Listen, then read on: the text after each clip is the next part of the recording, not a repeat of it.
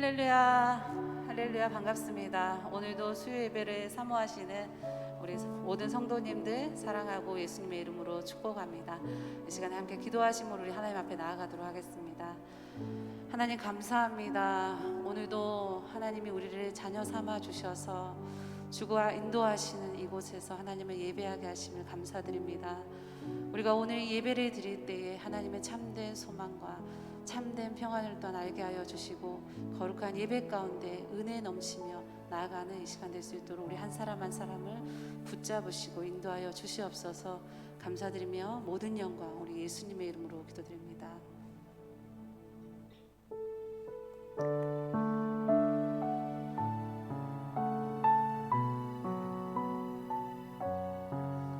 우리의 감사함을 하나님 앞에 우리 고백하며 나아가도록 하겠습니다.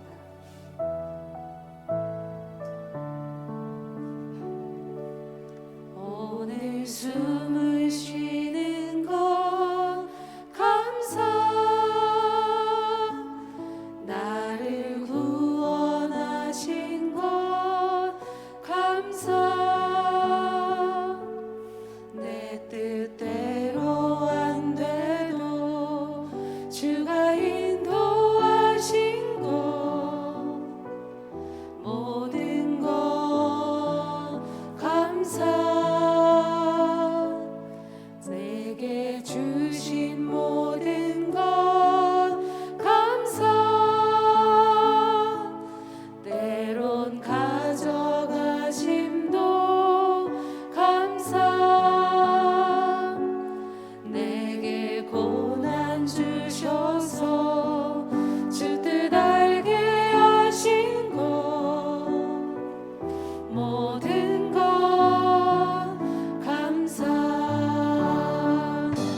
주님 감사해요,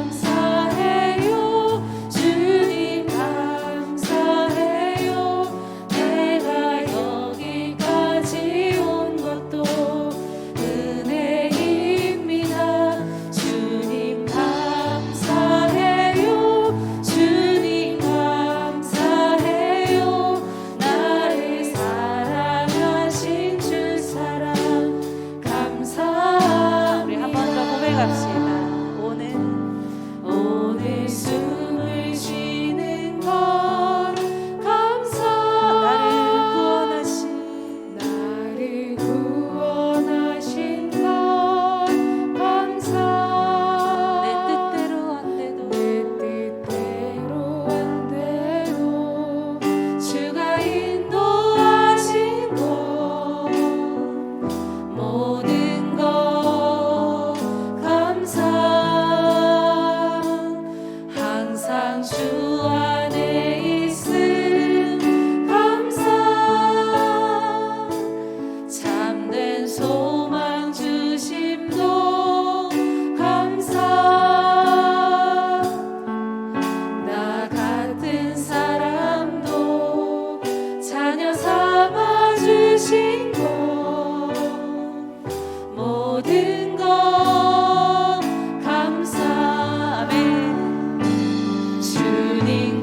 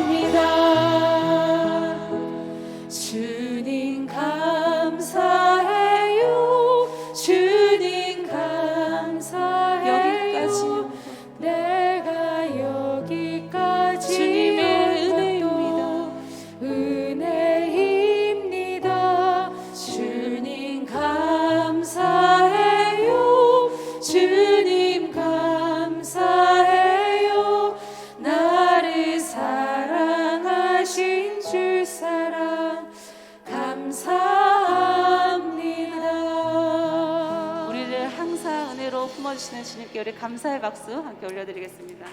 할렐루야.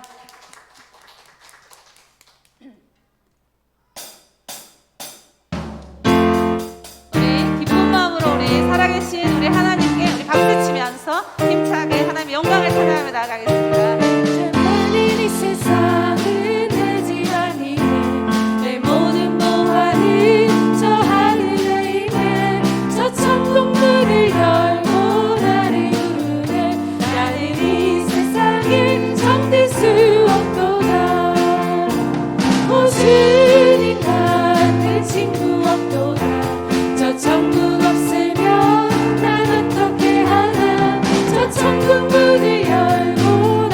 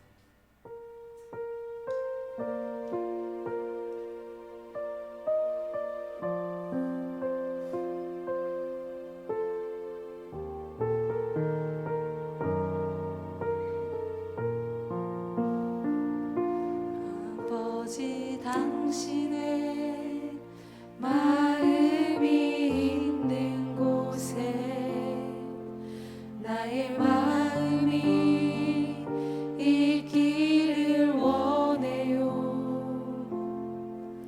아버지, 당신의 눈물이 고인 곳에 나의 눈물이 고이길 원해요.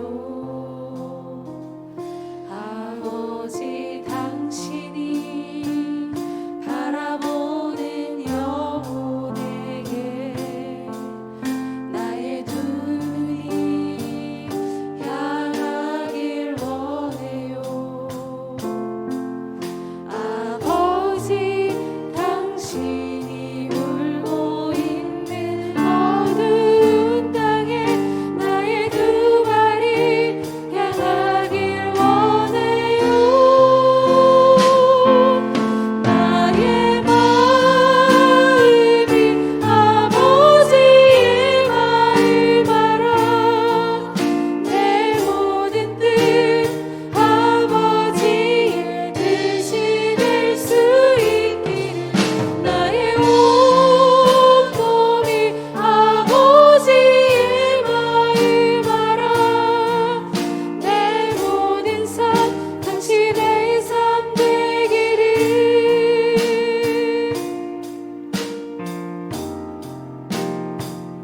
아버지, 당신의 마음이 있는 곳에 나의 마음이 있기를 원해요.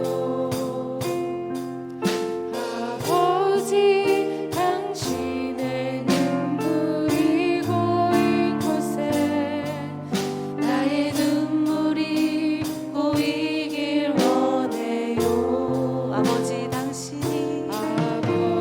당신이 바라보는 영혼에 나의 두 눈이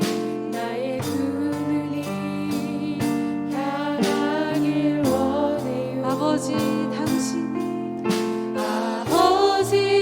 당신이 울고 있는 어두운 땅에 나의 두 발이 향하길 원해요.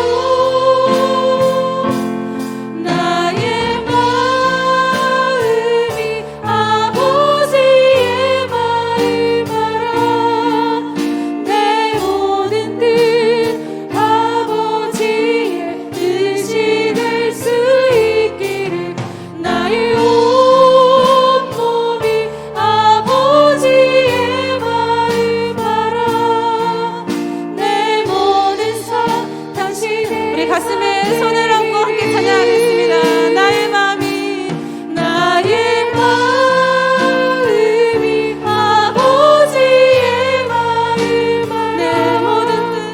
내 모든 뜻 아버지의 뜻이 될 수 있기를 나의 온몸이 아버지의 마음 알아. 내 모든 삶 당신의 삶 되기를. 나의 마음이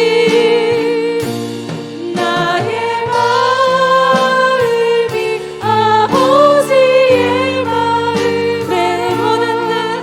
내 모든 뜻 아버지의 뜻이 될 수 있기를 나의 온몸이 아버지의 마음 알아.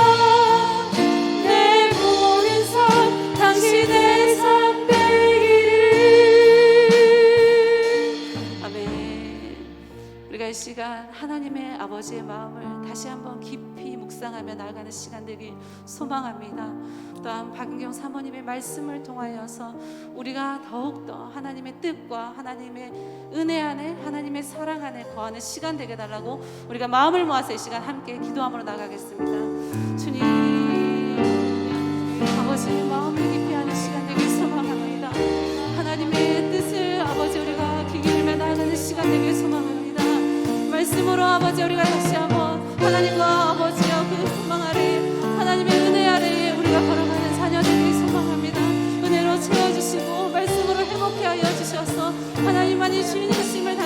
알게 하여 주시고 하나님의 그늘 아래 우리가 살아 숨쉬는 것을 다시 한번 알게 하여 주시옵소서. 주님만이 우리의 소망이시고 주님만이 우리의 참된 아버지 안식처이심을 불러 다시 한번 고백하며 나아가니 이 시간 함께 하여 주시고 은혜로 이 시간 덮어 주시옵소서.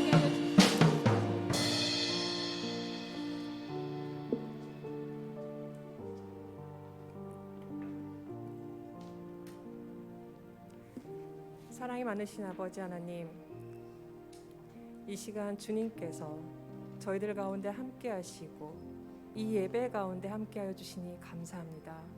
무엇보다 죽을 수밖에 없는 저희들 주님께서 자녀 삼아 주시고 이 예배자의 자리로 저희들을 허락하여 주신 주님, 이 시간 오직 주님의 이름만이 영광 받으시고 주님만이 예배 받으시길 간절히 원합니다.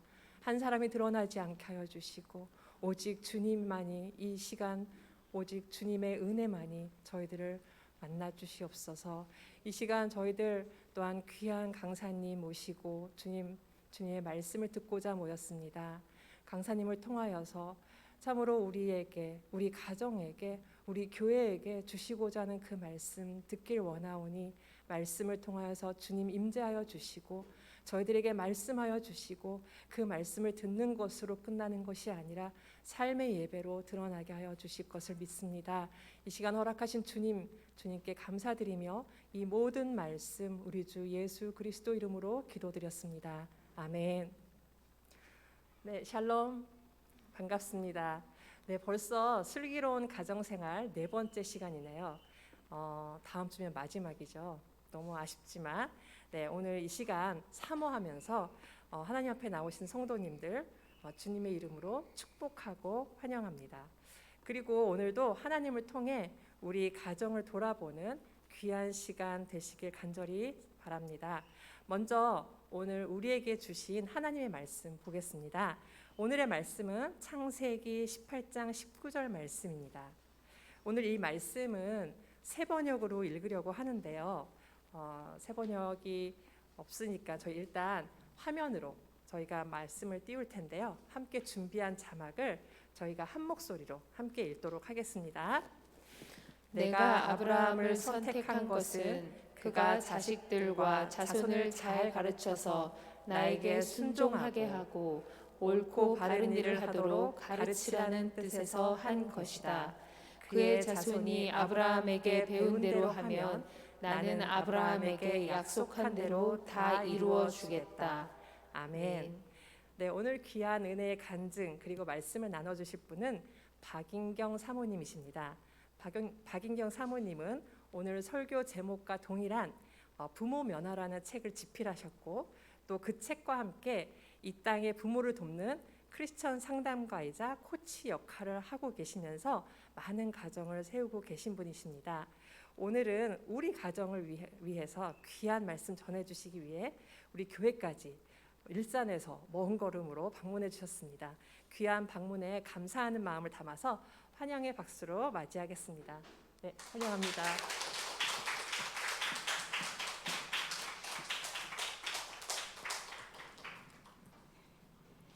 네, 방금 소개받은 박인경입니다. 먼저 인사드립니다.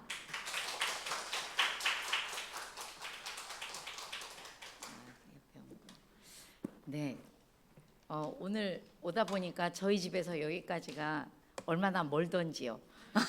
여러분들을 만나는 시간, 예배드리는 시간보다 제가 오는 시간이 2배, 가는 시간까지 합하면 4배. 그래도 얼마나 귀한 교회이고 얼마나 귀한 성도들이기에 하나님께서 제 마음에 꼭 갔으면 하는 마음을 주셔서 달려오게 되었습니다. 여러분들 만나 뵙게 되어서 정말 반갑고 또 저에게도 영광입니다. 저는 오늘 원래 제가 하는 그 부모학교라는 그 프로세스가 있어요. 프로그램이라고 하기에는 1학기를 해야 2학기를 할 수 있고 2학기를 잘 끝마쳐야 3학기를 할 수 있는 프로세스가 있는데요. 그것을 여러분들과 약 50분 내지 60분 정도 그것을 다 이야기한다는 게 너무 어렵겠죠. 그래서 아주 중요한 것만 뭘 우리가 배워야 하는지 부모들이 또 부모는 부모 자신을 하나님께서 뭐 하는 사람이라고 말씀하셨는지, 또 내 자녀를 어떤 눈으로 바라보라고 하셨는지 그것에 대해서 안내해드리고 갈 수밖에 없는, 그러나 아주 중요한 것은 전부 말씀드리고 가기를 원합니다. 그래서 여러분들한테 먼저 제가 말씀드리고 싶은 게요, 여러분들은 자녀를 바라보실 때 어떤 눈으로 바라보시게 되나요? 이 바라봄, 무엇인가를 바라본다는 것이 얼마나 중요한지 몰라요. 아직 무슨 말을 하지도 않았고 어떤 행동을 취하지도 않았지만 이 부모가 자녀를 바라보는 이 눈에도 길이 있죠. 그래서 눈길이라는 말이 똑같이 바라보는데 어떤 길로 바라볼 것인가 하는 것에서 눈길이라는 한국말도 있지만, 그게 이제 조금 한자어처럼 하면 관점, 그러니까 도대체 어떤 관점을 가지고 내 아이를 바라볼 것인가 하는 것에 대해서 먼저 이야기 나누어 보도록 하겠습니다.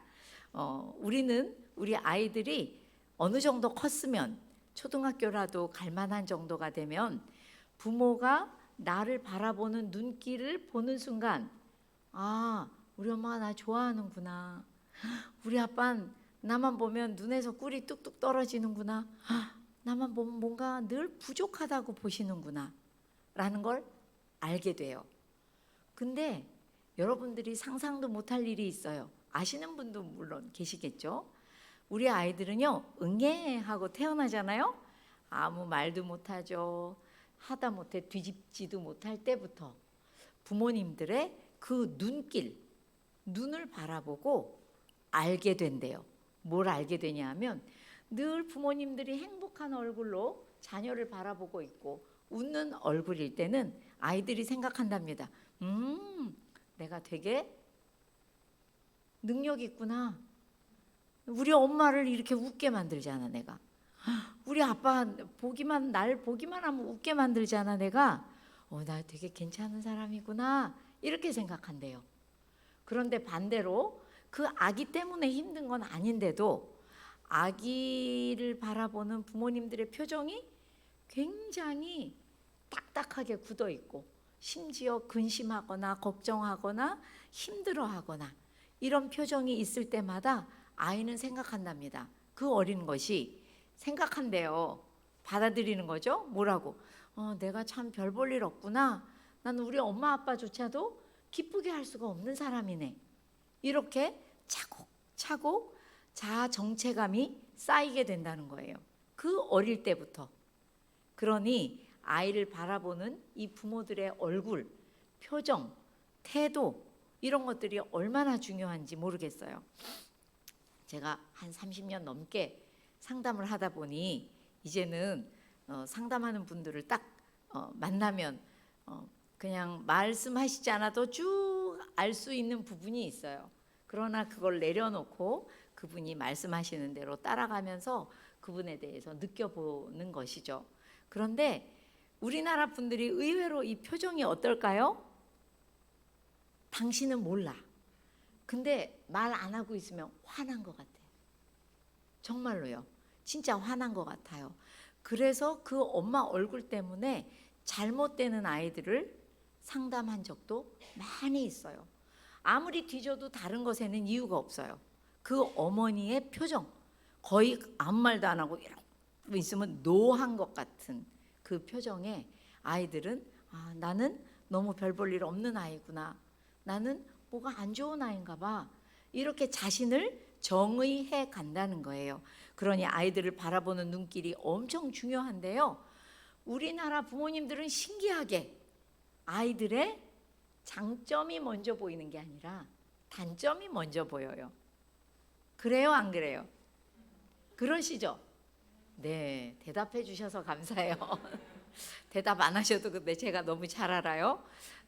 부모님들을 만나잖아요. 그럼 학교 같은 데 강의를 가면 부모님들이 밥 먹고 가시라 그래요. 그러면 저는 속으로 알고 있어요. 밥 먹는 게 아니고 이제 상담 시간이 되겠구나.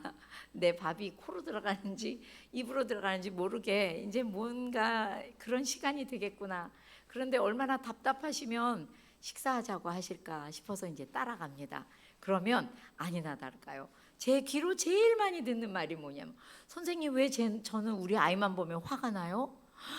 너무 화가 나요. 걔 단점이 보여갖고요, 화가 주체를 못 하겠어요. 근데 당당하게 아이를 야단친대요, 자기가. 그런데 돌아서면 내가 그렇게까지 아이를 야단칠 일인가 생각하면 또 막 부끄럽대요. 근데 제가 왜 이렇게 아이만 보면 화가 날까요? 왜 단점만 보일까요? 그렇게 물어보세요. 왜 그럴까요? 왜 그럴까요? 자, 한번 보세요. 여기 하는 게 맞죠? 나왔어요? 여기는 안 나오는군요. 네, 그래요. 여기 잘 보세요. 부모와 학부모의 역할 관계예요. 이게 뭐냐면요, 우리는 그냥 다 부모예요. 부모거든요. 근데 이 부모라는 그 역할은 얼마나 광범위한지 몰라요. 아까도 말씀드린 것처럼 응애하고 태어나면 아가를 돌봐야 되죠. 양육자의 역할을 해야 돼요. 그 양육자의 역할이 아기가 자꾸 누워 자니까 별로 중요하지 않은 줄 알고 엄마들이 어디 가요? 할머니한테 맡기고 뭐 어린이집에 맡기고 자꾸 엄마도 어디 나가요. 네. 위탁 교육, 위탁 양육을 나라의 기본 소득이 높아질수록 여자분들이 내가 집에만 있으면 능력이 없는 것 같지? 그러면서 바깥에 나가세요. 근데 그 어릴 때 1년 반이 되기 전에 부모님들이 자꾸 바깥에 나가시면서 이 양육자 역할이 소홀하게 되는데, 여러분들이 아셔야 되는 게 있어요. 물론 다 키우셨겠지만 아셔야 돼요. 뭐냐 하면요, 아기들이 적어도 1년 반이나 2년이 될 때까지 엄마와 또는 엄마가 안 된다면 아빠라도 꼭 그 아이와 함께 있어 주셔야지 돼요. 그때가 아이들이 가장 내가 마음의 힘을 딱 갖출 수 있는 그런 때예요. 부모님의 그 따뜻한 관계를 통해서. 그래서 사실은 양육자 역할 엄청 중요하고요. 그런데 그때 막 이제 저 바깥에 나가느라고 애를 못 봤는데 어떻게 해요? 그런 분들이 계실 거예요. 이제라도 늦지는 않았어요. 이제라도 늦지 않은 것이, 아이들이 이제 학교 가잖아요. 그러면 상담자 역할이 필요해요. 부모에게.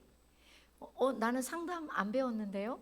안 배우셨어도 상담의 기본적인 몇 가지만 배우시고 나면 상담자 역할 잘 하실 수 있어요. 아이들이 초등학교 들어가면 얼마나 고민이 나름대로 많은지 몰라요. 그러면 뭔가 대화해주고 들어줘야 되는데, 우리나라 부모님들은 아이들이 딱 한마디 하고 나면 10마디, 100마디를 하세요. 들어주는 게 아니라 할 말이 너무 많으세요. 그러니까 아이들이 점점 부모한테 이야기하지 않아요. 그럼 누구한테 합니까? 자기나 비슷한 또래, 아니면 형, 누나, 언니 뭐 이런 사람들하고 학교 가서 이야기하죠. 정말 위험한 상담이 될 수밖에 없습니다. 부모님들이 들어주지 않아서 그래요. 말씀만 하시려고 하지 말고, 제가 이따 마지막에 시간이 된다면 어떻게 해야 들어줄 수 있는지 안내해 드릴게요. 들어주는 상담자 역할도 부모의 역할이고요. 또 아이들이 기운이 없어요. 마음의 힘이 우리나라 아이들이 너무 없어요. 그냥 학교 보내고 좋은 학원 보내면 공부하는 줄 아는데, 우리 애들은 기계가 아니라 그렇게 공부 못하고요. 마음에 힘이 있어야 공부도 하고, 마음에 힘이 있다는 건 행복한 거고, 행복해야 시집 장가도 가고요. 또 행복해야 직장에 가서 일도 할 수 있어요. 요새는 힘이 없어서 직장에 잘 갔다가 다시 사표 내고 나오시는 분들이 너무 많아요. 젊은 친구들 중에. 그래서 여러분, 이 상담자 역할, 어떤 힘을 주는 코치의 역할, 또 우리는 영적인 리더의 역할도 해줘야 돼요. 근데 이렇게 많은 부모의 역할 중에 하나가 학부모 역할이에요. 이거는 내 자녀가 공부하는 동안 학습자인 내 자녀를 어떻게 도와줄 것인가 하는 그 한시적인 기간에 필요한 역할이 학부모 역할이에요. 그런데 우리나라 부모님들이 가장 위험한 실수를 여기서 하시는 거예요. 뭐냐 하면 내 아이가 공부를 잘 해서 성공을 해야 되고 이 땅에서 행복하게 살 수 있는 길은 정말 공부를 열심히 시켜야 된다라고 생각만 하세요. 학부모 역할을. 그리고 또 하나, 내가 부모라는 생각을 안 하시고요. 그 많은 중요한 부모의 역할을 다 놓치고 나는 학부모다 생각하시고 그렇게 달려가세요. 아이를 막 질질 끌면서 이제 막 달려가는 거죠. 애는 끌려오느라 정신없어요. 그런데 여러분 생각해 보세요. 이 학부모일 때 내가 부모라고 생각할 때 그러니까 굉장히 달라요. 내가 일단 부모라고 생각하고 부모의 역할 중에서 지금 학부모의 역할도 잘해야 된다라고 생각할 때와 나는 학부모다라고 생각할 때가 엄청 결과가 다릅니다.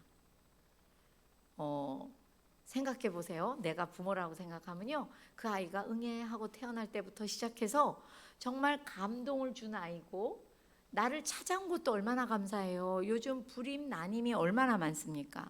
나에게 찾아온 것도 감사하고 나 같은 부모를 엄마라고 아빠라고 좋아하고 같이 있고 싶어하고 모든 게 감사하죠.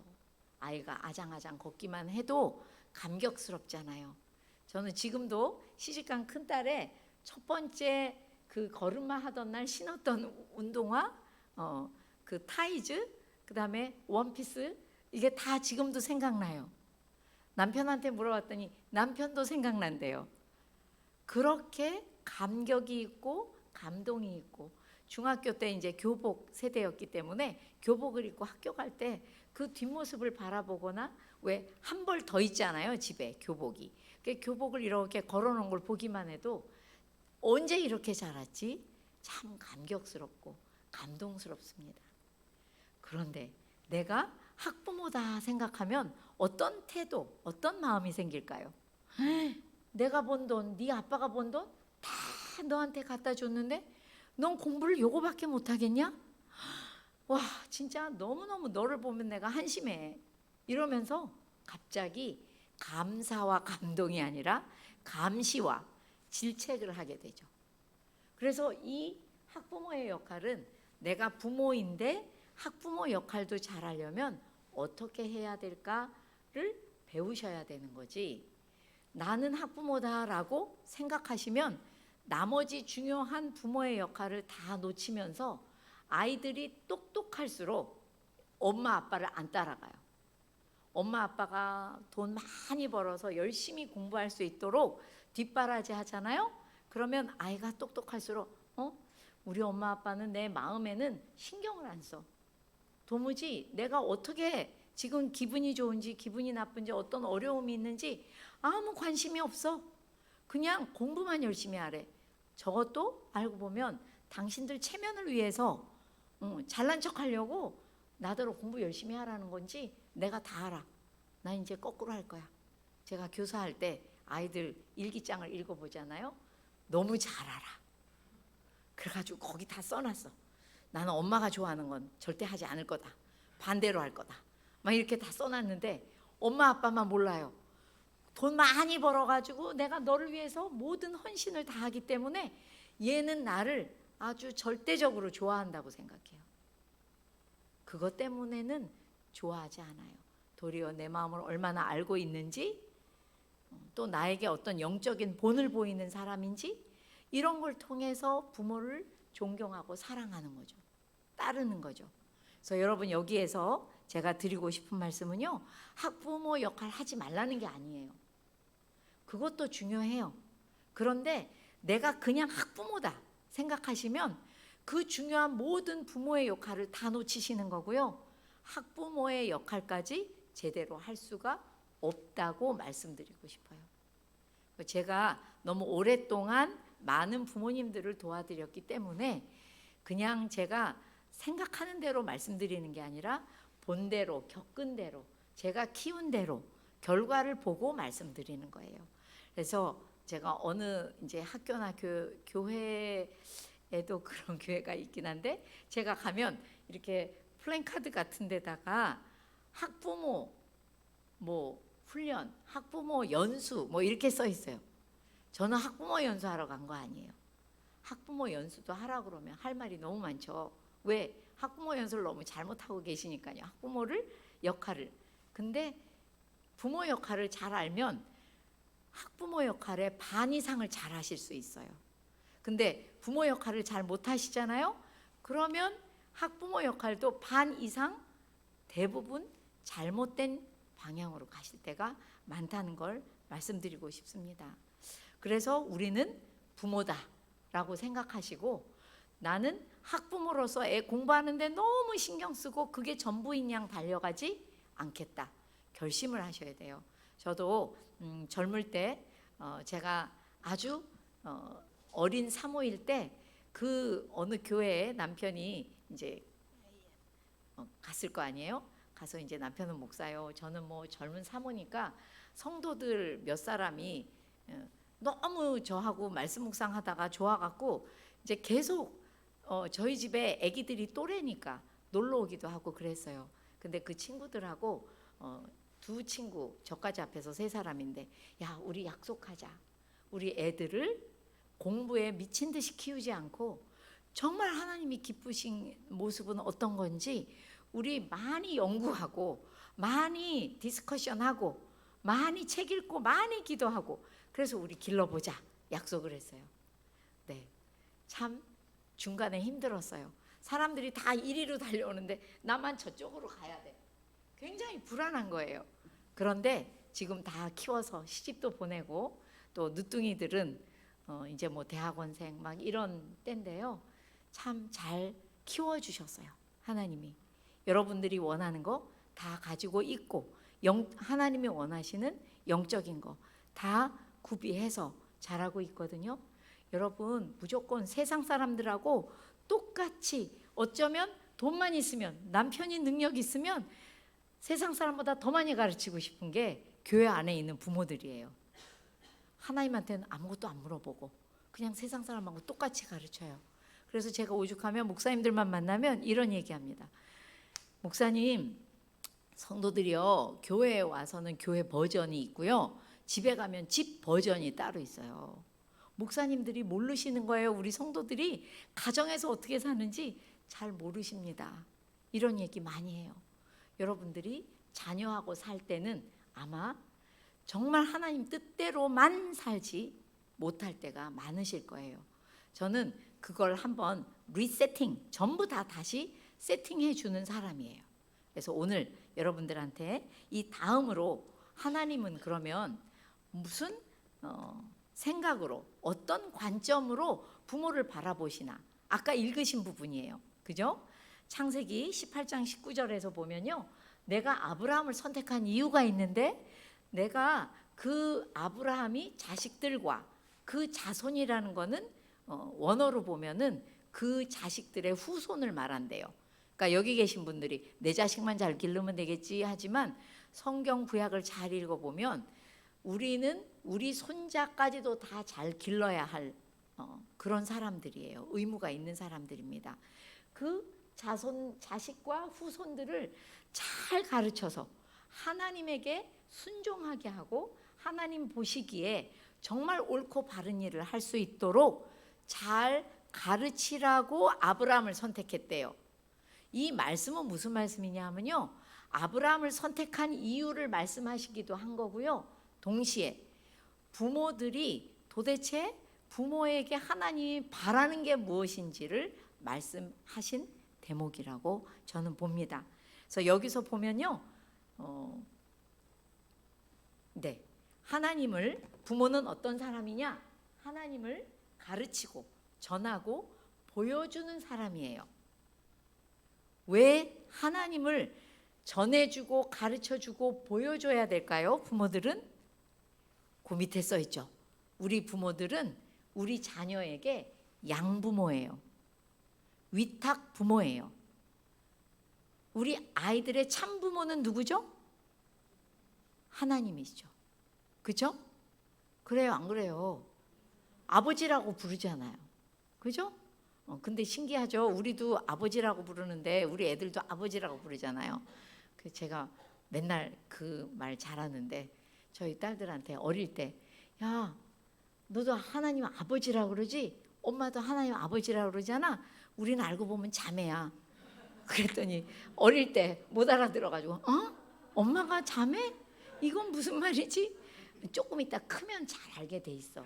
너는 나보다 못한 게 하나도 없고 정말 네가 엄마 배에서 조금 늦게 태어난 거 말고는 정말 엄마하고 너무 대등하고 엄마의 어깨에 올라서서 정말 엄마가 살아온 삶보다 더 귀한 삶을 살 수 있다는 얘기인데 더 크면 더 잘 알아듣는다 막 이러고 얘기해 준 적이 있어요. 우리 아이들은 하나님이 참 부모고요.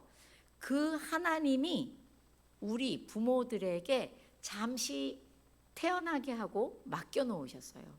그래서 알고 보면 우리는 양부모예요. 위탁부모예요. 그래서 제가 그 부모 면허라는 책에도 써놓았는데요. 그 요만한 강아지들, 그 맹인을 인도하는 그 아주 멋진 그 맹인을 인도하는 그런 뭐라고 하죠? 그걸 갑자기 무슨 견? 네, 안내견. 안내견이 되게 하기 위해서 저는 그냥 그런 학교가 있는 줄 알았어요. 그랬더니 그런 학교가 있는데 어릴 때는 이 아이의 기본적인 품성, 기본적인 습관 이런 걸 딱 들여주기 위해서 그 집에 입양을 보내더라고요. 아주 어릴 때는 그 강아지들을. 그래서 집에 입양을 해서 보내는데 교육이 만만치 않아. 부모 교육이.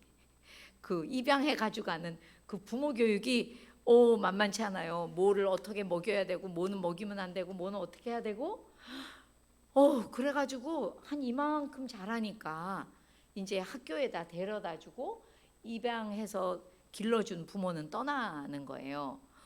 그분들이 막 우는 거예요. TV에서 보니까 학교에다 이제 돌려주고 가는데 그래서 저는 저도 같이 눈물이 울컥한데 근데 왜 이렇게 울지? 생각해 보니 아무리 강아지라고 해도 그냥 집에서 아무 생각 없이 반려견으로 키우는 아이가 아니라 누군가의 손과 발과 눈이 되는 아주 거룩한 삶을 사는 거잖아요. 짐승이지만 자기의 모든 걸 내려놓고 오직 그 주인의 부족함을 채워주기 위해서 사는 안내견이 되는 거잖아요. 그 아이들의 삶을 생각하니 그 아이들을 그 학교에 맡기고 가는 그 입양했던 사람들이 발이 안 떨어지는 거예요. 학교 근처에서 계속 맴돌고 울고 집에를 못 가요.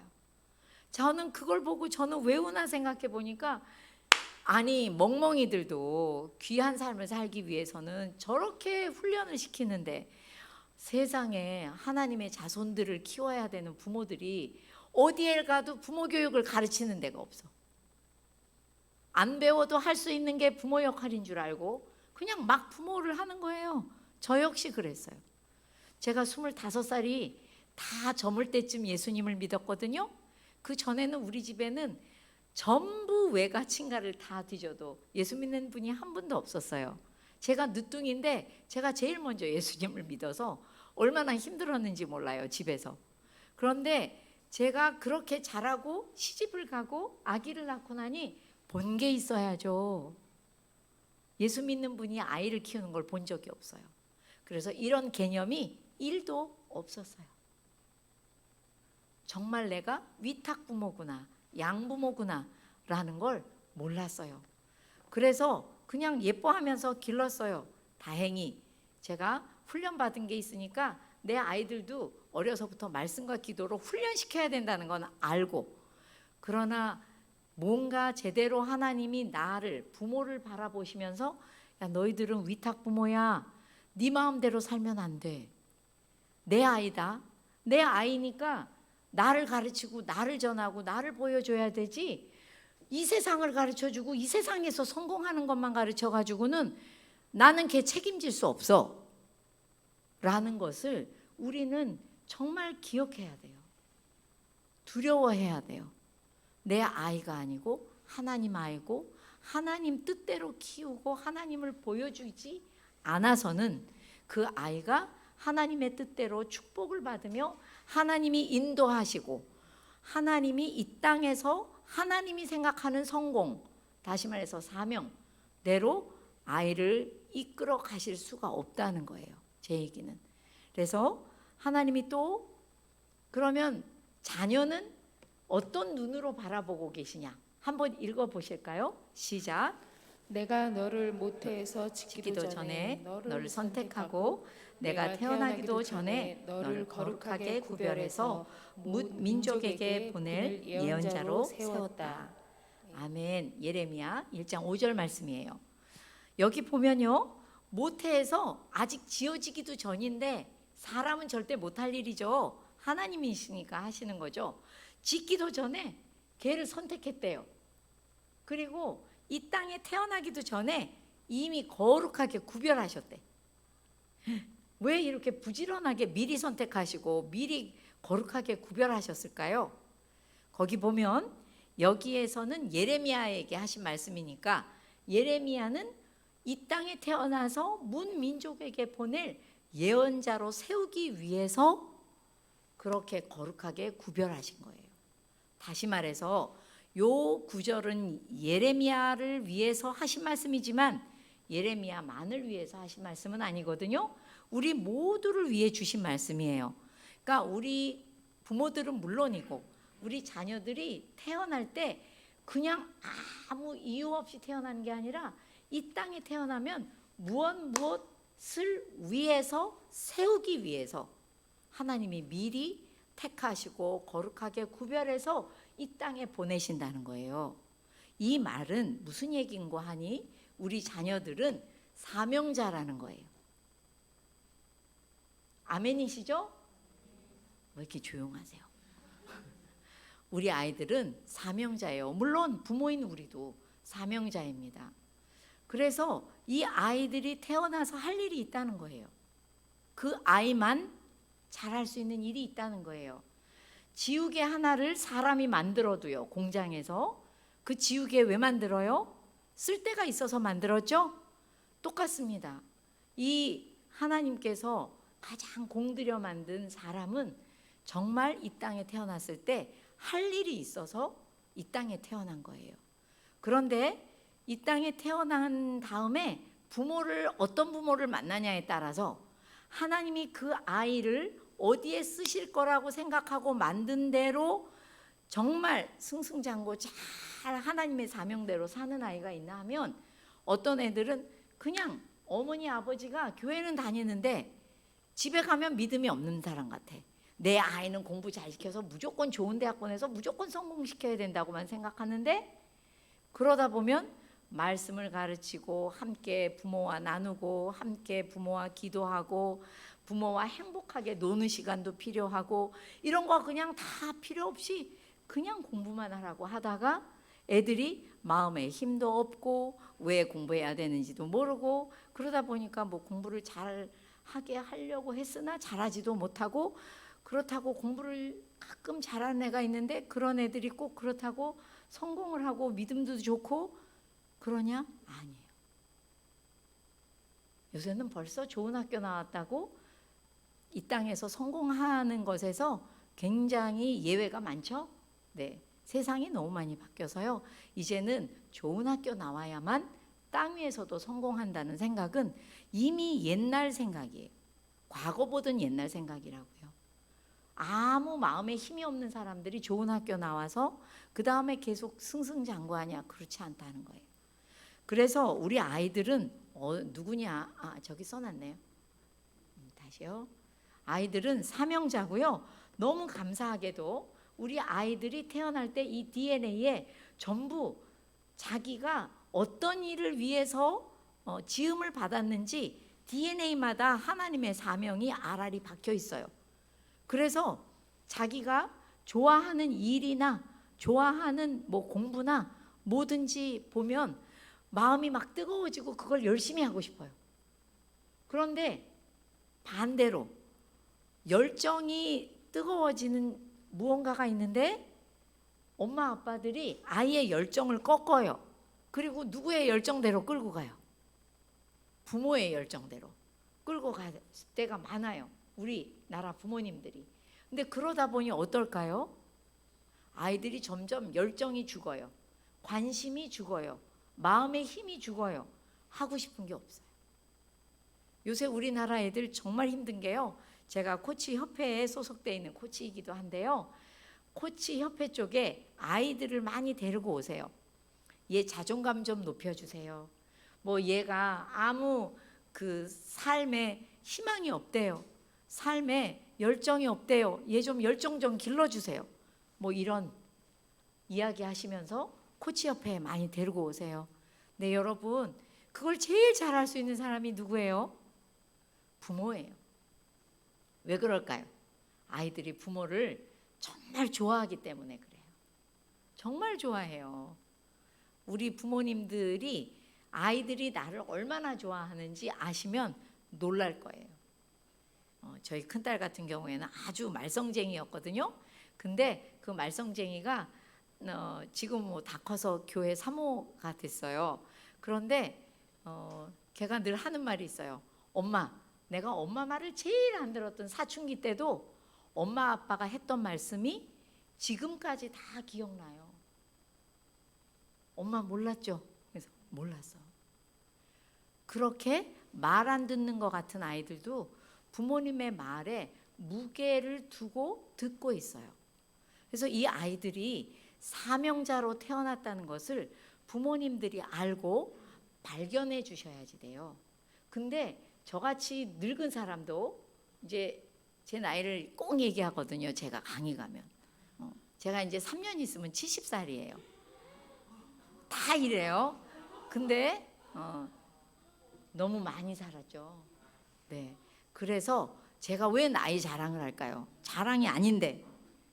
갑자기 여러분들이 너무 놀라서 할 말을 잊어버렸어. 어떡하지? 제가 좀만 그 전에 뭔 얘기했어요?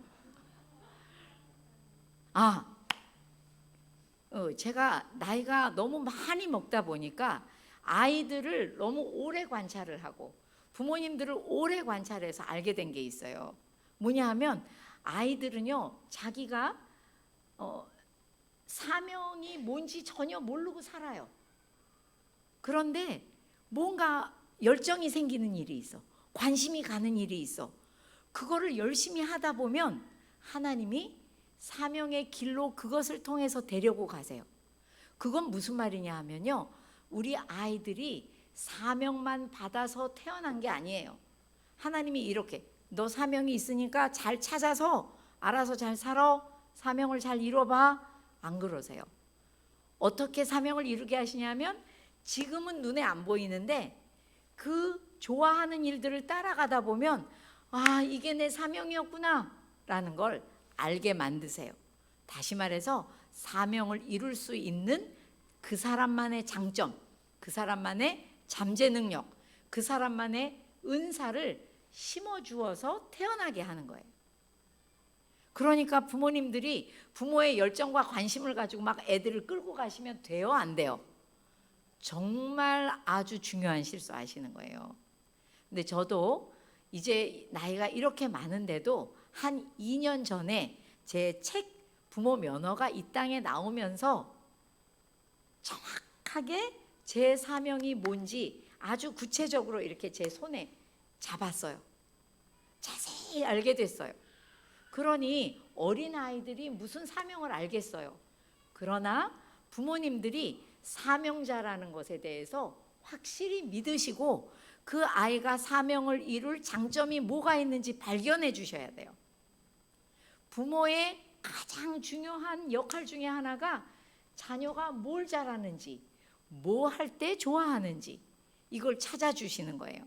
그래서 장점을 조금 더 자세하게 말씀드리면 이런 거예요.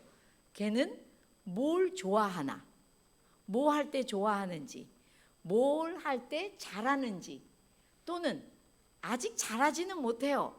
그런데도 계속 그걸 잘하고 싶어서 자꾸만 해. 근데 이 세 가지가 정말 중요한 그 아이의 장점인 거예요. 우리 생각엔 아직 잘하지도 못하는데 너 왜 맨날 그렇게 시간을 버리고 그것만 해? 그거 잘 할지 모르잖아 너. 그냥 좀 잘할 수 있는 거를 해. 이런 부모님도 많거든요. 근데요, 아이들이 잘하는 거, 좋아하는 거, 이것도 다 장점이고요. 아직 잘하지 못해도 그걸 잘하고 싶어서 자꾸만 시간을 들이고 열정을 가지고 있는 게 있다면 그건 정말 큰 장점이에요. 그러니까 말씀해 주셔야 돼요, 여러분들이. 어이구, 우리 딸은 야, 넌 이런 걸 되게 좋아하는구나. 우리 아들은 그냥 길 지나가다가 벌레만 보면 입을 벌리고 입에서 침이 떨어지도록 그걸 쳐다보고 있네. 넌 정말 벌레를 좋아하는구나. 그 벌레를 뭐 연구해서 뭐가 될라나? 정말 대단한데? 그걸 아주 좋아하는구나. 그렇게 발견해 주시고 전달해 주셔야 돼요. 근데 우리나라 부모님들은 정말 신기해. 뭐가 신기할까요? 우리 아이들이 뭘 잘하는 거를 보면 속으로 이렇게 생각해. 웬일이야, 또 저건 잘하네. 속으로 말 안 해. 여러분 왜 웃으세요? 제가 맞아서 웃는 거죠? 다 알아요, 제가. 정말 신기해요. 부모님들이 애가 뭘 잘하거나 내 배우자가 뭘 잘하거나 이러시면 어이구, 또 저건 웬일로 잘한대. 말은 안 해줘. 그러면 잘 못하는 것도 저건 왜 못하지? 이래야 되잖아요. 근데 그건 어떻게? 알알이 일일이 전부 얘기해서 왜 이걸 이렇게 하냐, 왜 그걸 그렇게 할 수밖에 없냐, 저렇게 하라고 그랬는데 왜 안 하냐, 막 얘기하시죠. 그래서 이제부터는 반대로 하셔야 돼요. 여기 써 있는 것처럼 자녀의 약점에 자꾸 집중해서 자녀의 약점을 고치라고 이야기하거든요. 근데 여러분들이 아실걸요? 여러분의 약점을 누가 지적하면 금세 고쳐져요? 당신은 왜 이렇게 김치가 맛이 없어? 이러면 어느 날부터 갑자기 김치가 맛있어지냐고요. 당신은 왜 이렇게 정말 집에만 오면 TV 앞에 누워 있어요? 그러면 그 얘기 듣자마자 갑자기 TV 앞에 안 누워 있고 그렇게 부지런하게 되고 그러냐고요. 어른도 약점을 지적한다고 사람이 바뀌는 사람은 없어요. 그런데 장점을 자꾸만 집중해서 얘기해 주다 보면 그 사람이 마음에 힘이 생기고 점점 더 인생이 재밌고 열정이 더 강해지고 관심이 가는 곳에 더 몰입하게 되면서 내 아이건 내 배우자건 정말 사명을 향해서 걸어가는 그 길로 가게 돼 있어요. 그래서 여러분 여기 써 있는 대로 내 아이 요 약점만 고치면 왠지 애가 괜찮을 것 같죠? 그래서 요것만 고쳐주면 좋을 것 같아서 자꾸 얘기하시는데 그러면 마이너스 에너지밖에 안 들어가요, 자녀에게. 이 부모 되지 마시고 약점 뒤에 숨어있는 장점을 발견해 주셔야 돼요. 제가 여러분들한테 부끄러운 이야기를 하나 하면요, 저희 큰아이가 말썽쟁이라고 했죠. 딸인데 아주 저같이 이렇게 작지도 않고 키도 크고 얼굴도 예쁘장하게 잘생겼어요. 그런데 꼭 사내놈 같아요. 태어났는데 저는 이렇게 나하고 다른 사람도 내 뱃속에서 나올 수 있구나 생각했어요. 어떻게 그렇게 저하고 다른지. 저는 겁이 많거든요. 그러니까 뭐 숙제 같은 거를 선생님이 내주면 숙제를 안 해간다는 거 이런 건 생각을 못 해봤어요. 근데 저희 딸을 보니까 숙제는 꼭 해가야 되는 건 아니야, 이렇게 생각하고 있더라고요. 그래서 제가 걔를 키우면서 모든 게 힘들었어요. 그냥 뭐 밤새도록 놀다 어디선가 놀다가 들어와요, 애가. 그래서 밤에 늦게 들어오면은 그 전화 한 통 하라는 게 뭐가 그렇게 어렵니? 오늘 늦게 들어갈게요. 엄마한테 얘기 좀 해줘. 그러면 걔가 이렇게 대답했어요. 내가 뭐하러 전화해? 엄마한테 전화하면 엄마한테 야단 맞고 빨리 들어오라고 할 건데 난 더 놀고 싶은데 그냥 야단 맞고 오래 노는 게 낫다고 생각하고 그냥 놀다 왔어요. 이렇게 얘기하는 거예요. 그래가지고 선생님한테 막 벌도 막 쓰고요. 뭐 토끼띠도 띄고 여자아이인데 저는 그런 게 창피하고 무서워서 그럴 수가 없는데 얘는 뭐든지 자기가 하고 싶은 대로 하는 거예요. 먹고 싶으면 당장 먹어야 되고 또 지금 안 하고 미루고 싶으면 얼마든지 미루면서도 행복해. 저는 미루면 안 행복하거든요. 걔는 미루면서 행복해. 그리고 제가 나중에 알게 된 게 있긴 해요. 저희 아이가 우뇌가 발달한 아이야. 이 우뇌가 발달한 사람들은요, 시간이 많이 남아 있을 때 좌뇌가 발달한 사람들처럼 미리 공부해 놓고 나중에 놀아야지 그런 일 없어요. 일단 놀아야지. 그러고 샥 논 다음에 마지막 짧은 시간 동안 막 공부를 하잖아요. 그러면 천재성이 나와요. 사실 우뇌들은 굉장히 빠른 시간 안에 많은 걸 할 수 있어요. 근데 우리나라 부모님들이, 우리나라 아이들이 거의 다 우뇌인데 다 좌뇌처럼 길러버려요.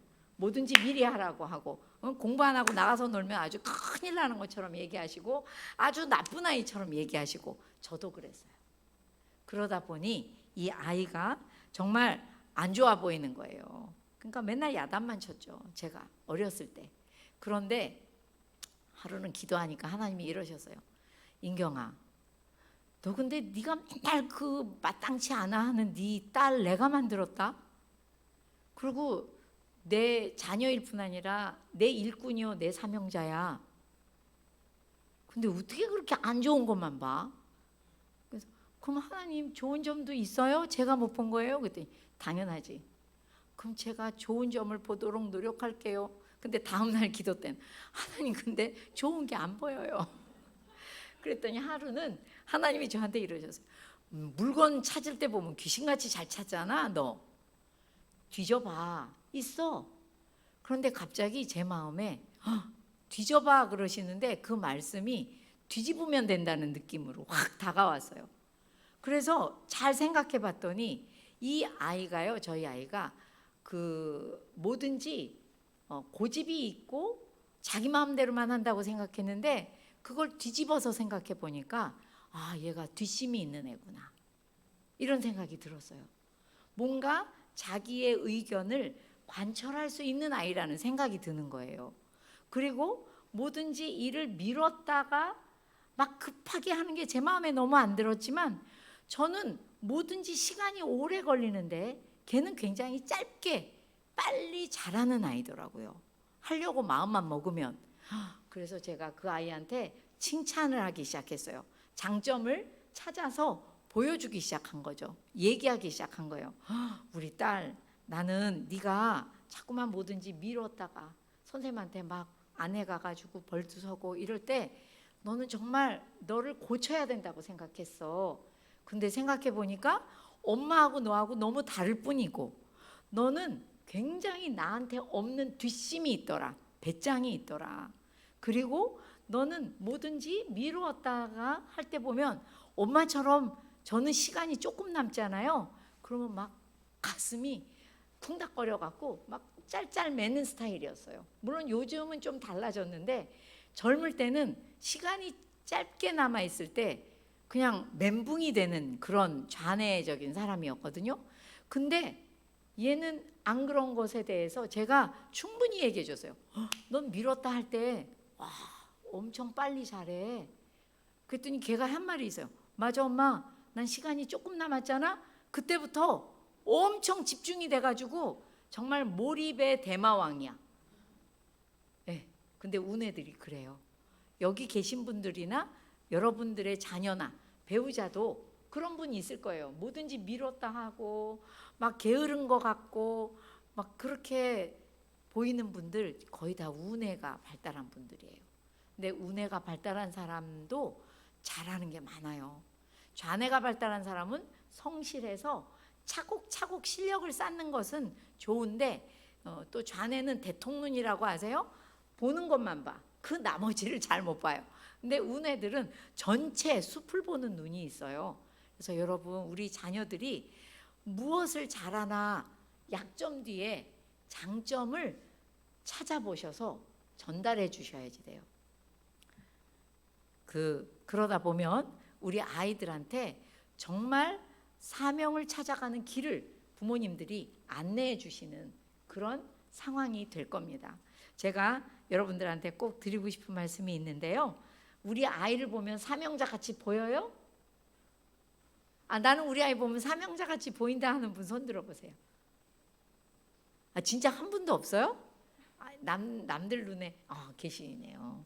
남들 눈을 생각하지 마시고 우리 아이가 사명자다 생각하면 우리 애 사명자 아닌 것 같은데 이유가 있어요. 우리는 질그릇이에요, 다. 그죠? 그래서 그 질그릇 안에 하나님의 보배를 담아 놓으셨죠? 근데 우리가 하나님을 빼고 질그릇만 보니까 내 아이가 사명자로 보기가 어려운 거예요. 여러분, 우리 아이들이 지금은 부족한 것 같아도요, 그 아이와 하나님이 함께 하세요. 함께 사시고요, 함께 거니시고요, 함께 일하세요. 그래서 그 아이 안에 담긴 하나님, 하나님의 영, 하나님의 생명, 하나님의 사명을 볼 수 있다면 여러분들이 자녀를 사명자로 볼 수 있을 겁니다. 그래서 단점만 보지 마시고, 여기 엎어치기 한 판이라고 돼 있잖아요. 단점만 보게 하는 건 사단이 여러분들 눈을 그렇게 만든 거예요. 자식 보니까 걱정스럽지? 자식 보니까 한심하지? 걱정스럽지? 두렵지? 전부 사단이 주는 거예요. 계속 고칠 단점만 보게 하죠.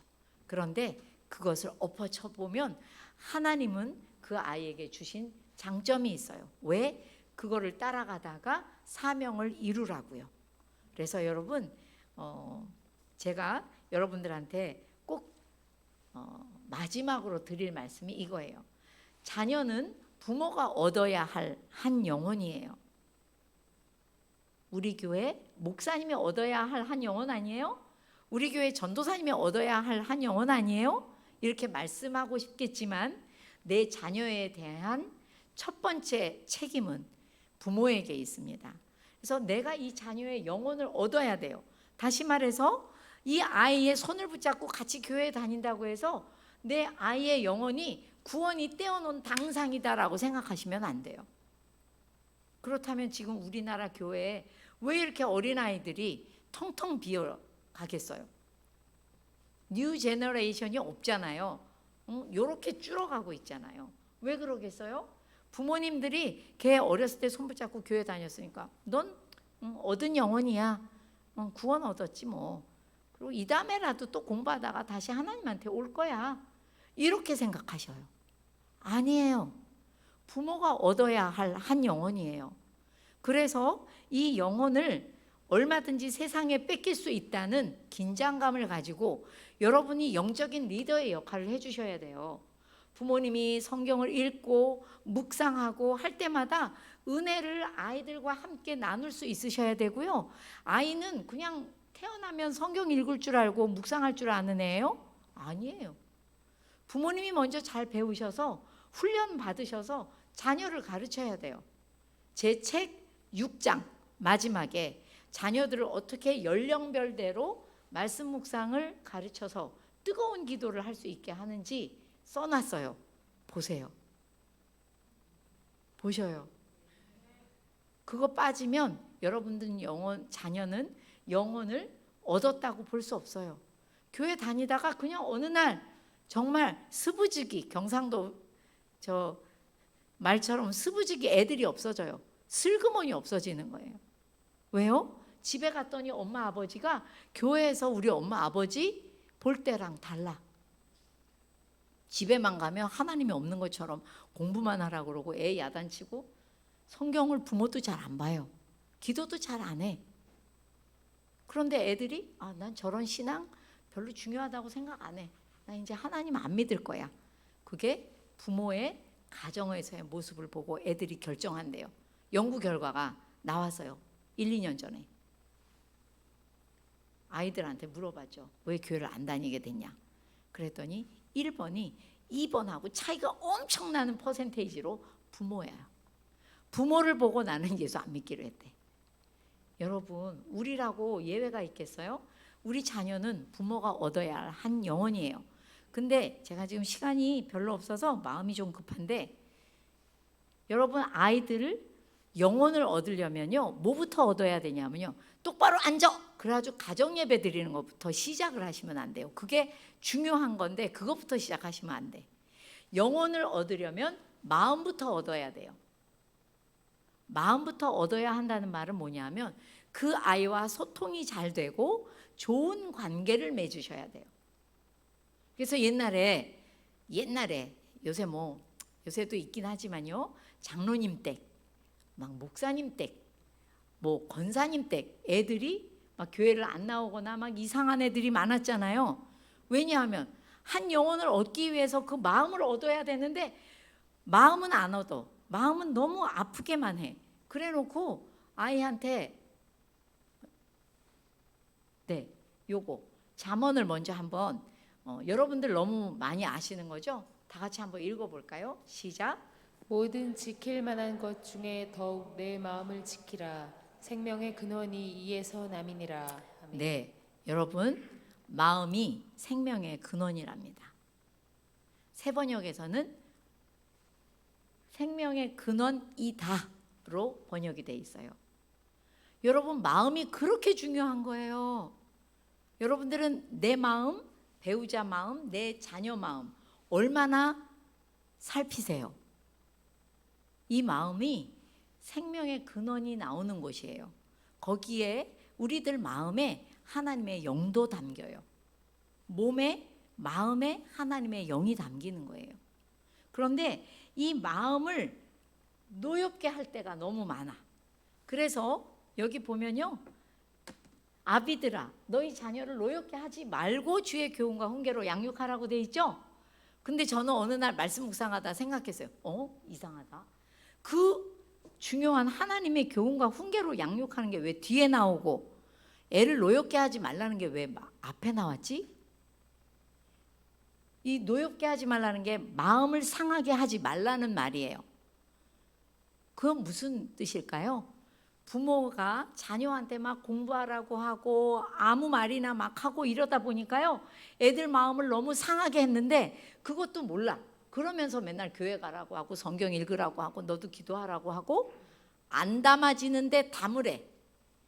마음이 상하면요, 하나님의 말씀도 들어가지 않는다는 것을 하나님은 이렇게 표현하시는 거예요. 애들 마음 다 상하게 해놓고 거기다가 교훈과 훈계로 양육할 수 없다, 이 말씀이세요. 그 아이들 영혼을 얻고 싶으시잖아요. 마음을 얻으셔야 되고 충분히 잘 소통하셔야 돼요. 여기서 왜 아이들 마음이 그렇게 상할까요? 결론은 한 가지예요. 그 자녀들하고 나하고 이야기하는데 부모님들이 집에 가면 얼마나 말을 많이 하세요. 말을 많이 하면 뭐합니까? 그 말을 어디서도 배운 적이 없어요. 면허가 없어. 이 의사소통하는 그 기술에 대해서 한 번도 면허를 받은 적이 없어요. 배우신 적 없으시죠, 여러분도? 네, 저도 하나님 은혜로 저희 큰아이가 5학년 때, 초등학교 5학년 때 이 의사소통 기술을 배워야 한다는 걸 배웠어요. 그러고 나니 그 의사소통을 정말 면허도 없이 배운 적도 없이 나는 좋은 말이라고 자녀한테 했던 것인데 자녀한테는 계속 마음 상하는 말로 차곡차곡 쌓여서 지금의 여러분의 자녀가 된 거예요. 그래서 오죽하면 저한테 많은 부모님들이 이렇게 말씀하세요. 선생님, 우리 애는 왜 이렇게 의기소침해요? 우리 애는 왜 이렇게 화가 많아요? 우리 애는 왜 저래요? 제가 그냥 마음 아프시지만 들어두세요. 그러면서 이렇게 말해요. 그동안 면허 없이 엄마나 아빠가 수도 없이 좋은 말인 줄 알고 했던 그 많은 말들이 차곡차곡 아이한테 쌓여서 지금의 여러분의 자녀가 된 거예요. 우리 애가 왜 이러는지 모르겠어요. 마음에 안 드는 부분이 있어요. 엄마 아빠의 말 때문에 그래요. 그래서 여러분, 제가 이것만 얘기하고 끝마칠게요.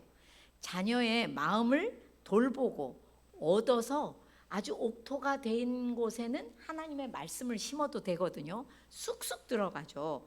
그런데 이 의사소통 기술을 배워야 되는데 그 수많은 의사소통 기술 중에 한 가지만 안내해 드릴게요. 자녀들의 마음에 힘이 없다 그랬죠? 부모님들이 마음을 잘 돌봐주지 않고 공부만 하라고 그래서 우리나라 애들 마음에 힘이 없어요. 그러니까 직장에 들어갔다가도 금세 나와서 저는 요새 직장에 신입사원 교육하러 다니는 적도 많아요. 왜냐하면 병원에도 간호사들이 들어왔다가 한 달 안에 다 나가버려. 그러니까 병원이 안 돌아가죠.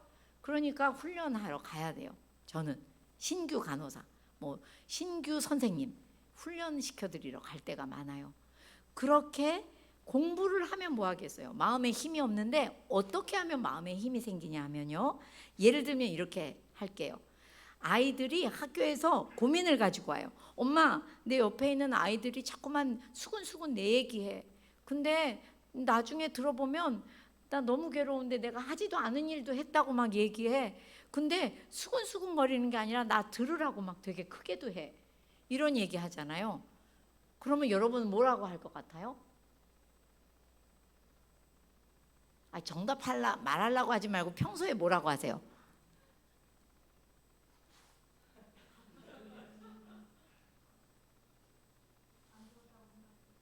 네? 안 들었다고 생각해. 그 말이 무슨 말이에요? 신경 쓰지 마. 이 말이죠? 네. 또는 학교 가기 싫으니까 그런 소리만 자꾸 해. 이럴 수 있어요. 그런데 아이가 힘들 때는 부모는 들어줄 차례예요. 아까 제가 시간 있으면 말씀드릴게요 했잖아요. 들어줄 때는 정말 이러고 들어주는 것도 좋고요. 그거보다 정말 좋은 게 마음을 알아주는 말이 액티브 리스닝이 돼요. 반영적 경청이라는 거예요. 정말 학교만 가면 너무 신경 쓰이겠네. 신경 쓰지 마가 아니라 너무 신경 쓰이겠네. 너무 억울하겠네. 우리 딸 힘들었겠다. 마음 알아주는 말이죠. 그게 자녀들에게 마음의 힘을 길러주고 그 다음에 힘만 길러주는 게 아니에요. 부모가 내 편이야. 맨날 나하고 대립각을 세우고 내가 잘못했다고 뭐라고 하시는 줄 알았는데 요새는 우리 엄마 아빠가 내 편이야. 아이의 마음에 힘이 생기기 시작해요. 자기의 관심과 열정을 향해서 걸어갈 힘도 생기는 거예요. 그때 필요한 공부도 하게 돼 있는 거예요. 기계처럼 학년이 올라가면 그 공부를 하게 돼 있는 게 아닙니다. 그래서 얼마나 많은 공교육 비용과 얼마나 많은 사교육 비용이 낭비가 되는지 우리나라 부모들은 늙어서 노후 대책이 없다잖아요. 그러니까 또 늙어가지고는 자녀가 너무 미워. 너는 왜 30이 넘었는데도 내 돈 가지고 내 집에서 사냐. 이러고 화를 내시게 되죠. 지금 여기에서 정말 종교 개혁과도 같은 개혁이 부모님들한테 필요한 게 대한민국입니다. 정말 생각을 다시 하셔야 돼요. 하나님이 원하지 않는 방향으로가 아니라 정말 하나님이 원하시는. 그래서 나중에 보면 이렇게 끝까지 하고 있네. 시간이 갔는데. 자, 이 큰 돌, 작은 돌, 모래를 여기다가 집어넣어야 돼요. 그러면 우리 생각엔 뭐부터 집어넣으면 다 들어갈 것 같아요? 그림에 다 나와 있잖아요. 얘 모래부터 들어가니까 모래 위에 작은 돌 놓으니까 벌써 큰 돌 들어갈 데 없죠? 근데 큰 돌 놓고 나면 아이고 이제 거진 다 차서 안 들어가겠네. 하지만 작은 돌이 큰 돌 사이에 들어가.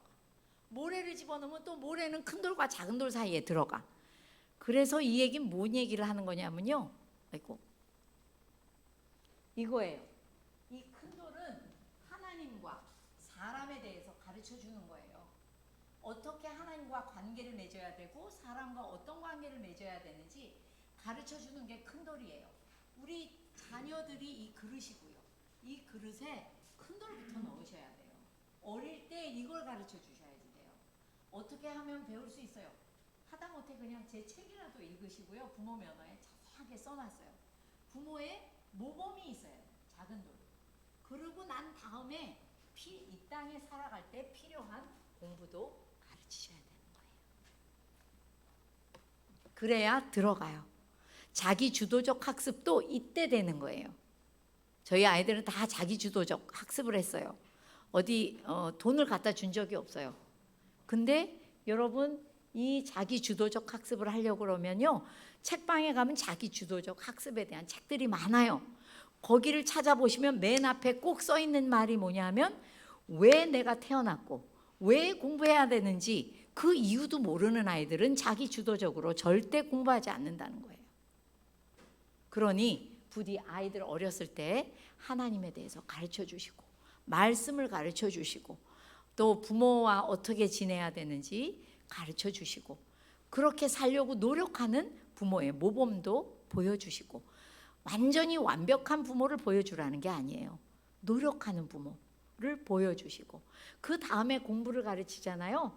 아이들 정말 그 아이에게 잘 들어가게 돼 있어요.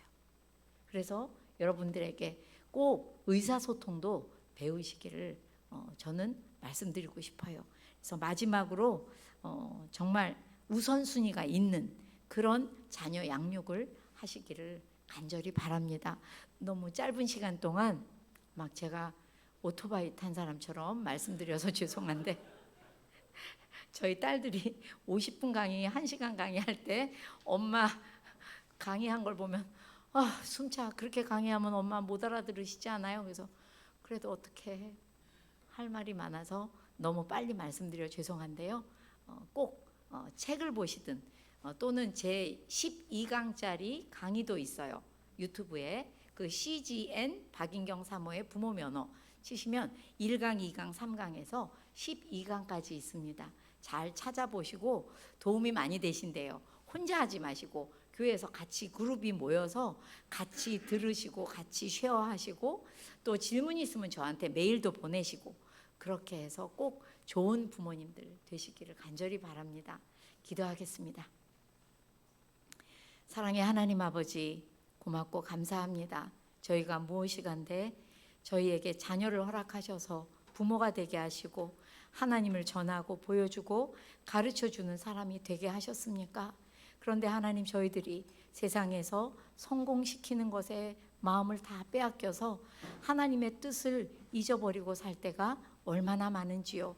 하나님, 저희들이 깨어있게 도와주시옵소서. 얻어야 할 한 영혼으로 자녀를 바라보게 하시고 그들의 영혼을 얻기 위해서 그들의 마음을 얻을 수 있는 그런 좋은 관계를 맺는 부모님들 되게 하여 주시고 그러기 위해서라도 저희들이 말하는 법도 배울 수 있도록 자녀들의 마음이 힘들 때마다 들어주는 부모 되도록 하나님, 저희들이 공부하는 면허를 따는 그런 부모들 되게 하여 주시고 도와주시기를 간절히 빌고 원합니다. 그렇게 하실 주님을 찬양하고 기대하며 우리 주 예수님의 이름으로 기도드립니다. 아멘. 감사합니다.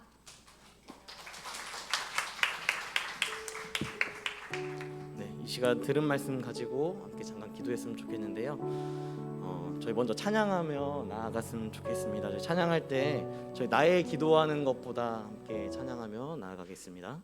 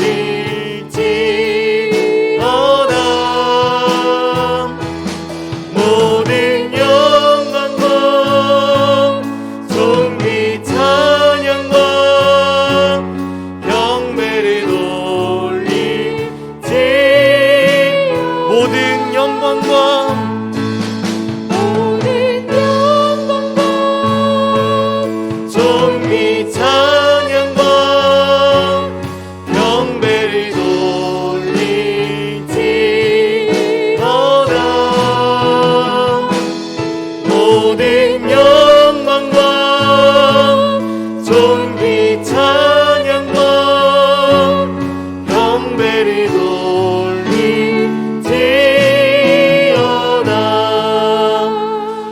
들은 내용 가지고 함께 기도하여 나갔으면 좋겠습니다. 기도할 때 하나님, 우리가 우리 자녀의 주인이 아니라 하나님이 우리 자녀의 주인이시고 또 하나님이 우리 자녀의 부모이신 줄 믿사오니 하나님, 우리가 그 위탁받은 부모로서의 또한 삶을 온전히 살아낼 수 있도록 인도하시고 또한 자녀의 모습을 바라보면서 우리의 약점을 찾기보다 그의 장점을 바라보며 그를 하나님의 자녀로서 온전히 성장시켜 나아갈 수 있는 귀한 위탁 부모로 살아갈 수 있게 해달라고 함께 기도해 주셨으면 좋겠습니다. 또한 기도할 때에 우리의 의사소통을 변화시켜 나가시며 또한 우리가 입에서 혀에서 상처를 주는 말을 하는 것이 아니라 그 한 영혼을 사명을 감당할 수 있도록 귀한 말 또한 그 영혼을 살릴 수 있는 그러한 음성으로 전파하게 해달라고, 또한 우리의 삶이 트레이닝 되어서 우리의 삶에서 예배자의 모습을 온전히 살아가게 하시고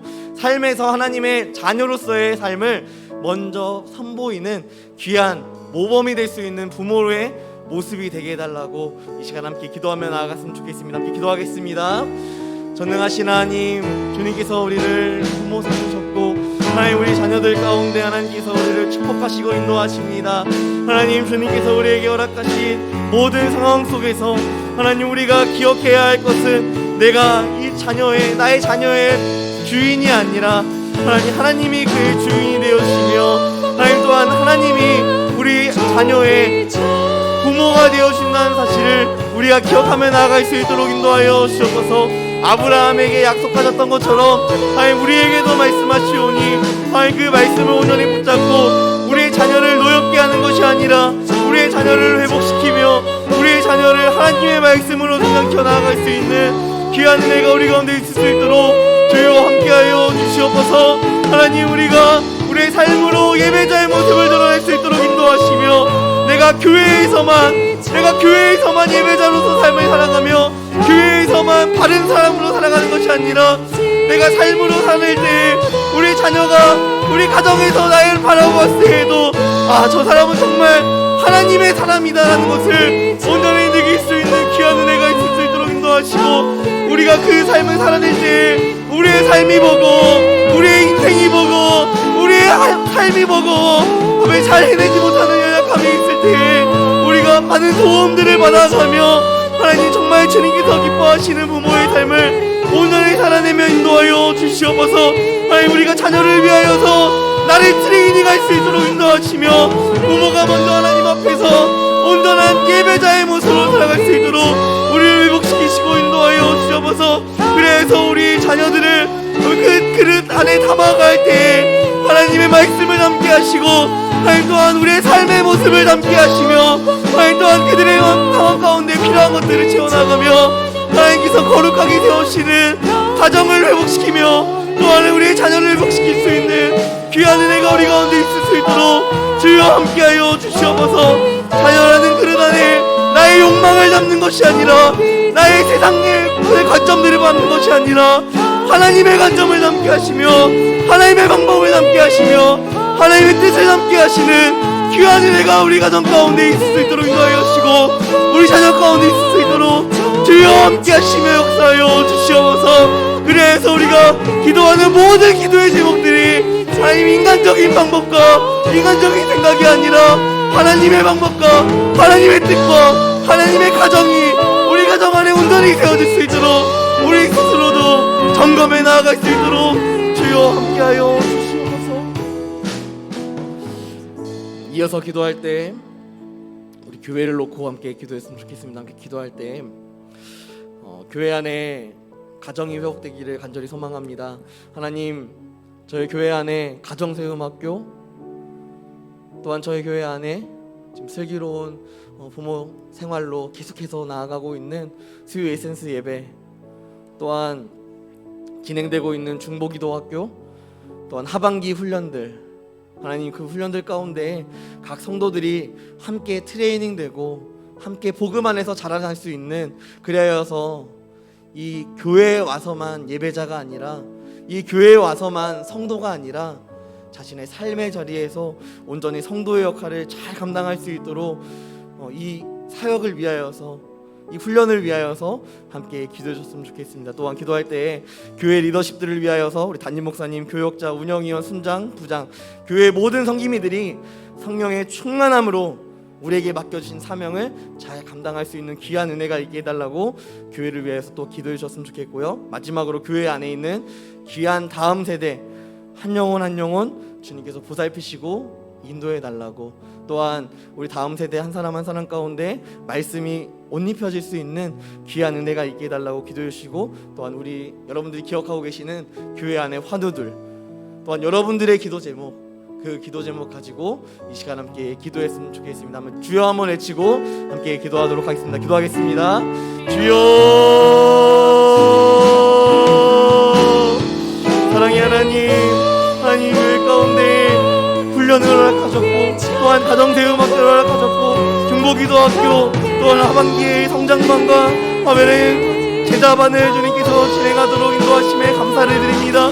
하나님, 우리가 훈련할 수 있도록 인도하여 주시고, 우리가 하나님 안에서 그리스도의 장성한 분량에 이르기까지 우리가 성장해 나아갈 수 있도록 주님 우리를 붙잡으시고 인도하여 주시옵소서. 하나님, 특별히 바라고 넣기는 우리 교회 안에 많은 훈련받아야 하는 영혼들이 함께 훈련에 동참하여서 함께 그리스도 안에서의 성품을 나누며, 또한 그리스도 안에서의 마음을 나누고 그리스도 안에서의 사랑을 나눌 수 있는 귀한 은혜가 우리 가운데 있을 수 있도록 주여 함께 하시며 인도하여 주시옵소서. 또한 교회 리더십들을 통하여서 하나님 일하여 주시옵소서. 하나님, 교회 리더십 가운데 우리 담임 목사님과 교역자들과 운영위원들과 순장들과 부장들과 교회 모든 성기미들을 주님께서 세우신 줄 믿습니다.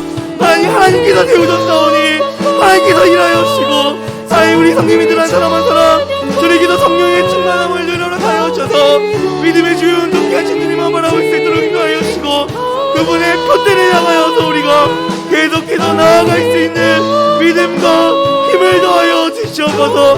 하나님, 우리에게는 너무도 낙마할 것이 많고 우리에게는 너무도 좌절할 것이 많은데, 그럼에도 불구하고 우리 가운데 일하시기 원하시는 그 여호와의 인도하신 가운데 우리가 나아가며 하나님의 선하심과 인자하심을 우리가 맛보며 살아갈 수 있도록 인도하여 주셔서 이 교회를 통하여서 이 열방이 다시 바로 설 수 있도록 인도하여 주시고, 하나님, 우리 한 사람 한 사람이 예배자의 모습으로 밤에 온전히 바로 설 수 있도록 하나님 함께 하시며 인도하여 주시옵소서.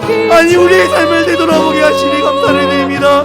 우리의 삶이 얼마나 무너져 있고 우리가 훈련을 받았음에도 불구하고 우리의 삶이 무너져 있고 우리의 인생 가운데 영적인 영향력이 없는 그런 모습으로 살아가며 가정에서도 예배자의 모습으로 나아가지 못하는 그런 연약한 모습들을 주님께서 하시오니, 하나님, 우리 가운데 인성을 더하여 주시고 그래 우리 가운데 귀한 은혜를 더하여 주시옵소서. 하나님, 우리의 다음 세대들 주님 앞에 맡겨드립니다. 하나님, 우리 다음 세대들 주님께서 허락하셨사오니 그 사명을 담당하는 자로서 사명을 감당해 나아갈 때 부족하고 어렵고 힘들겠지만 하나님, 그 가운데 하나님이 하신다는 것을 주가 일하시는 고백하며 나아갈 수 있는 귀한 교회가 될 수 있도록 주님 우리 가운데 함께 하시며 인도하여 주셔서, 하나님을 사랑하는 성도들 가운데 환우들이 있습니다. 하나님께서 불쌍히 여기시고 환우들의 마음 가운데, 환우들의 인생 가운데 주님께서 인도하여 주셔서 환우들의 마음을 주님께서 지키시고, 하나님께서 환우들의 마음 가운데 축복하시고 하나님 깨끗이 나아받을 수 있도록 주님께서 함께 하시며 역사하여 주시옵소서. 주님, 그리하여서 우리 교회 안에 하나님의 영광이 드러날 수 있도록 인도하여 주시고, 이 교회와 이 민족과 이 나라 안에 하나님의 영광을 드러낼 수 있는 마중물로 사용될 수 있도록 우리 교회를 사용하시고 인도하여 주시옵소서. 그 일을 위하여서 우리가 나아갑니다.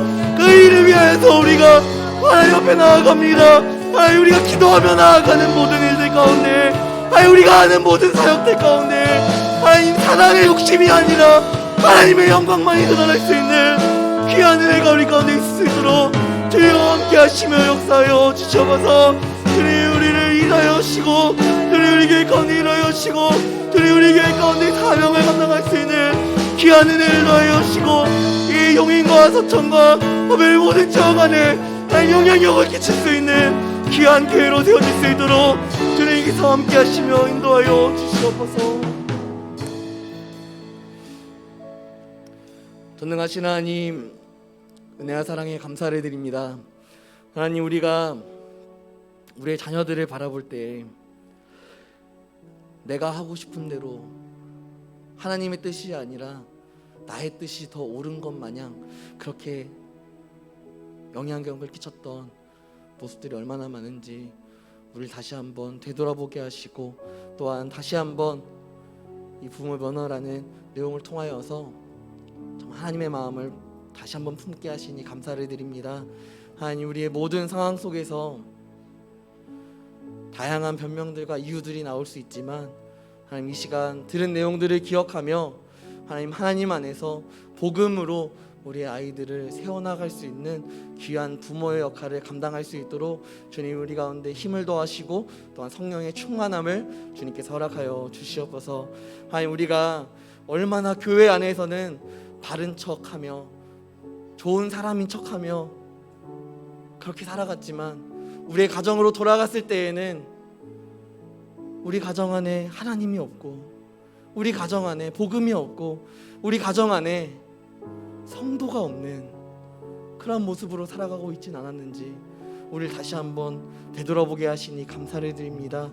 하나님, 이제는 우리 가정 안에 온전히 성도로 세워질 수 있도록 인도하여 주시옵소서.